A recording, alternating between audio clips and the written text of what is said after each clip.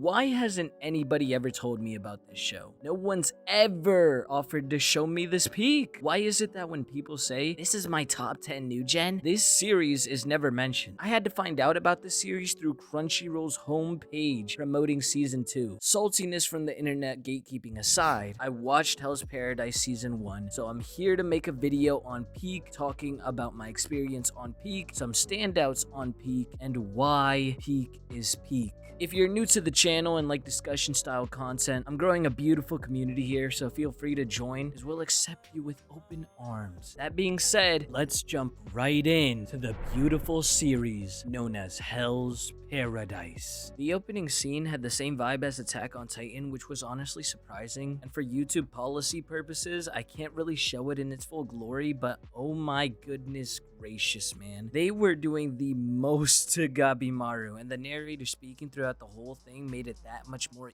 eerie to me too. The opening was insanely tough. The animation and visuals were beyond clean, and mixing that with the fire song that was playing during it made it literal perfection. Gabimaru is an interesting character so far, and him being kinda the same as Kaido in the way they both don't want to continue living is pretty cool. Even after we found out he was kind of a fraud and didn't truly mean it because he does have someone to continue living for. Very cute realization, by the way. Sagiri is just as cool too, especially with her actually having the skill to back up her words, and I can't wait to see them both progress the further we get into the story. The premise of the story is intriguing, and I actually do want to see them accomplish the mission of finding the elixir of life. For their own sakes, of course, yes, but also for the reparations it would cause if they did manage to achieve it. The action in the show is so fire, by the way. It sets a clear bar for who's the strongest and who's actually a threat while also not overdoing it, which was honestly really nice because I'd hate for something like that to get oversaturated in a show as promising as this. I'm only 2 episodes in and I'm already hooked. They had me interested in the first episode, but the second episode giving us even more depth to the story and our characters solidified it for me. So yes, as of this point, I am excited to see how it continues. The island is interesting to say the least, but I adore Gabimaru and Sagiri's chemistry so much. It's so beautiful because they're both helping out each other mentally so much without even trying to. Just their natural emotions changing the thoughts of both our main character and the deuteragonist is so innocent and makes me so full of bliss every time they communicate and work together. The way Gabi adores and thinks of his wife is so sweet, and I can't help but relate to wanting to do the best for your loved one. I'm sure mostly everybody can relate to that part actually, so to see him go through such a hard journey mentally and physically only makes you root for him that much more, knowing what's at stake for him. Completely unrelated side note, but it's always so funny to hear Justin Briner's voice in a role that isn't Deku from My Hero Academia. Glad to see him always appear in something though, it's just funny to notice. I shouldn't really be surprised that Shinsenkyo isn't some place without mystical creatures, but wow, they are ugly. Toma and Chobe are sick-ass characters too, and their brotherhood is so raw with no exaggeration to the point that it's actually relatable. I especially love what Toma said during their sequence about how the world isn't so simple as the strong prey on the weak. It's actually survival of the fittest, but the fittest are those who can adapt. I think that can go for our real world too, and how it's just so ever relentlessly changing, and if you don't change as well, then you'll be left behind by your own society to rot. Author snapped when writing that Toma speech, I won't lie. Tenza and Nuraga's scenes were cool, and I know Mappa wanted them to be the main focus of the episode given the title of the episode literally being called The Samurai and the Woman, but I'm so sorry. Listen, I enjoyed those scenes as much as the next Crunchyroll subscriber, but Gabimaru and Sagiri's chemistry is too good for me to care about any other characters right now. I literally just only want them on my screen. They just steal the show so gracefully in every single scene they're in. Do I ship them? No. Would I be mad if the worst outcome was them getting together? Well, I don't know about that. But no, seriously, the writing is so great, and I'm especially glad Sagiri chose to stay on the island and continue the mission instead of leaving to go home. Even though I didn't really have any doubts that she'd stay, to be completely honest. Their teamwork is nice, and I'm a huge fan of the glaze Sagiri gets, especially since it's justified glaze, since she's honestly just like that. Frankly, it does suck though that she's not respected by her clan just because she's a woman and an Asaemon. Kind of reminds me of another character actually now that I'm thinking about it. I also can't help but see Sagari as being drawn differently than anybody else. Like, I don't know. Is that me being crazy? She looks so different compared to everybody else. Who knows? But in case I'm right, I wanted to point that out. Episode 7's start was wild, by the way. I'm not touching more on that since I know nothing as of right now, but yeah, wow. Speechless. I'm enjoying seeing these new, people. And who knows why Groot is here. But I'm so glad that he is. And if you were to ask me what I think, I'd tell you, yes, the bath scene is extremely necessary to the plot and for our story to move forward. If anybody tells you differently, they are lying. Because, long behold, I was right. Because following the bath scene, Groot spills some lore about Shinsenkyo and its gods and the Tencent. And I'm telling you right now, he for sure wouldn't have done that if they didn't take a bath. Sagari's motherly instincts towards Mei is actually really adorable, and I honestly think Gabimaru's luckier than he realizes having a wife that was so understanding and kind-hearted and affectionate towards him. As for episode 8, it was so unfortunately peak. Like, it genuinely hurt me to watch that episode. And I went to look it up on IMDb right after, and yeah, I can completely see how it's rated so highly. Tenza went from being another side character to an actual, fully well-developed, memorable character in the span of one episode alone. However, am I devastated he died? Nah, not really. I want to see how this impacts Noruga and Shion, and what they do with his sacrifice.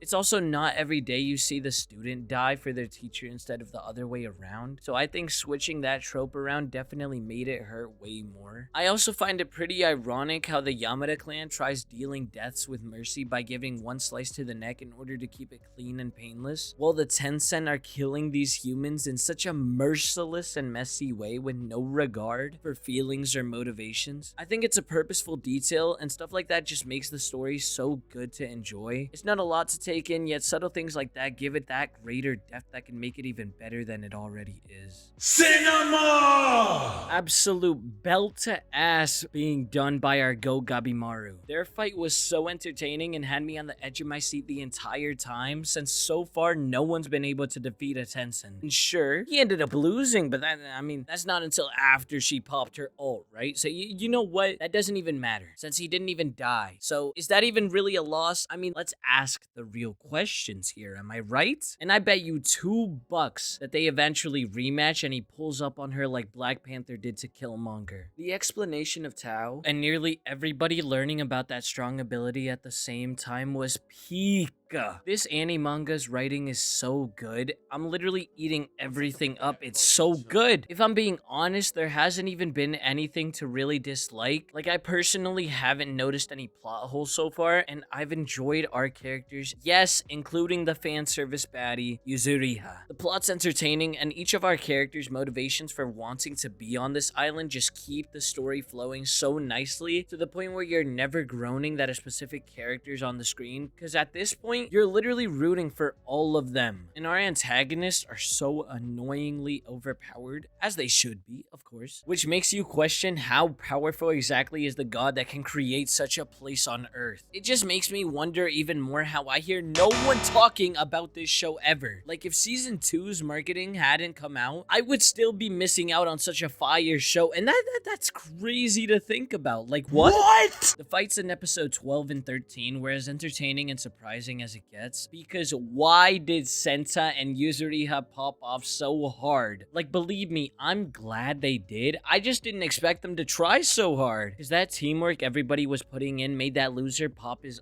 ult. But before I get into that, let's pay our respects to Senta for having such an unfortunate death. He died for his friend that he loved in her own arms. His death wasn't even in vain or anything, but it's just crazy how Hell's Paradise had a Armin and Erwin serum moment, but the difference is that in this show, it's such a no-brainer decision, which is so messed up. It makes sense to sacrifice that much sadder, and yet more noble as well. You did well, Senta, but you can rest now. Shion is seriously Himothy. After everything we've seen about him, no, you cannot take that title away from him. As of this point in the story, he's a great teacher, a great swordsman, encouragement, great design, great motivation. He's literally the opposite of a fraud. And it's proven even further by him being the first in the series to take out a Tenzin so far. So yes, he's tough, and any glaze he gets is yes, it's justified. On a different note, I don't want to look this up on a Reddit thread and risk spoiling myself, so I'll say my honest thoughts here. I'll start off by saying that yes, I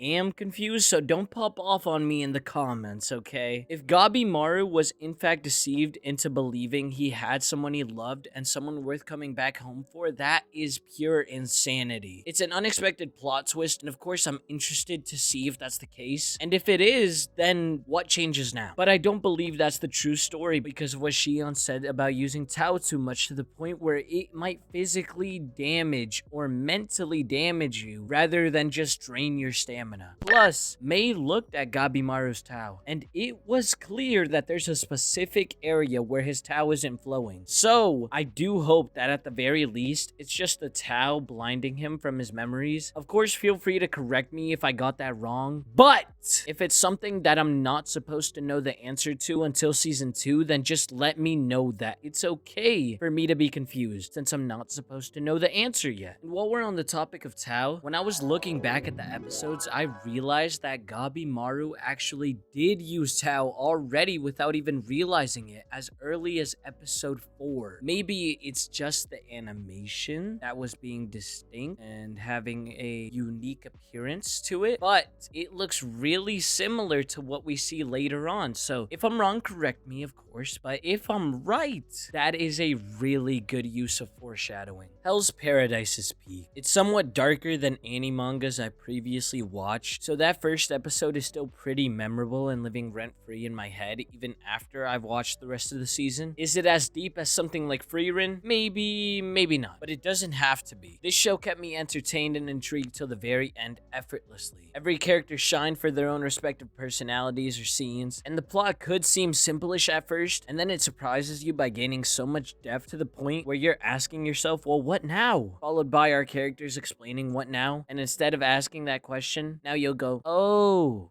okay. Well, I hope they pull it off. Obviously, Gabimaru and Sagari were the standouts, but man, some of these other characters just had so much impact to the story, I can't even pick a favorite. I'm interested where the story's going, so it's really paining me to not continue season 2 yet, especially with that cliffhanger that's itching me. Just know I loved this experience, and I think this show is genuinely underrated to hell. Like, there's no way it's just my feeds that aren't tuned in, right? Regardless, I should be seeing people talk about this everywhere. This show is so fun, and I hope season 2 is just as fire, if not then even better. The author Yuji Kaku has done a splendid job storytelling so far, and I'm so eager to catch up and read their work, but I respectfully won't yet until season 2 is finished so I could talk about it with my beautiful community.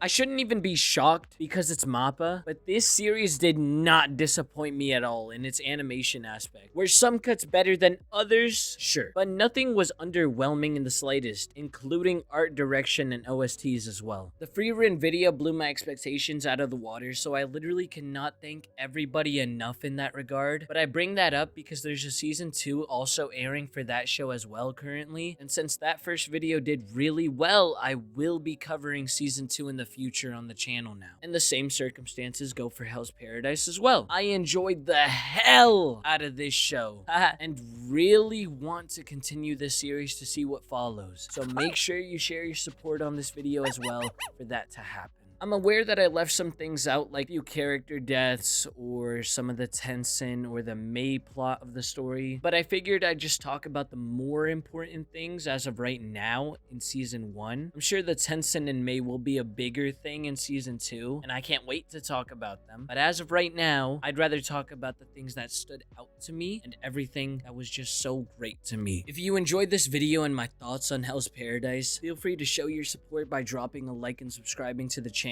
Everybody has just been mind-blowing with the support recently, and I can only help but thank my beautiful and good-looking community for believing in me, while simultaneously also leaving me their feedback and opinions as to what I can improve on in the process. But with all that being said, this was Lava, reviewing the peak and very underrated series known as Hell's Paradise. All of a sudden, I'm in a gunplay. Monday. All of a sudden, man, I got the money. All of a sudden, honey, here for fun day. All of a sudden, walking on the runway.